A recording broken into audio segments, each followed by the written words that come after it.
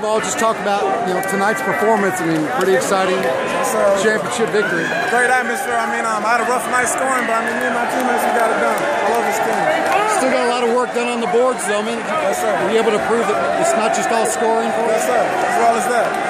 You had some guys watching tonight. Louisville was here, Kentucky was here, Indiana was here. Yes, sir. Do you even pay attention to when they're here, or what's your thoughts on that? During the game, when I see those coaches here, it's I try not to pay attention to them. I try to focus on me and my teammates and the coaches. And real quickly, talk about, I guess, with the little recruiting process. It seems like it's really picking up steam for you right now. Yes, sir. It's very exciting. I picked up an offer yesterday from Indiana.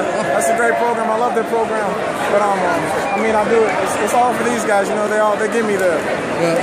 Talk about the local school. Rick obviously was out here watching Quentin and you. Yes, sir. You talked to Coach Pitino much lately? Yes, sir. I talked to him last weekend when they played UConn. I visited that game and watched that game. What kind of feedback has he got for you?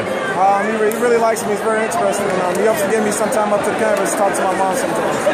Now you guys got a big step. What do you think of the next round? It'll be very exciting. We're going to rock. How does it feel to be one of the teams representing Louisville up in Lexington? It feels great. Congrats. Thank you.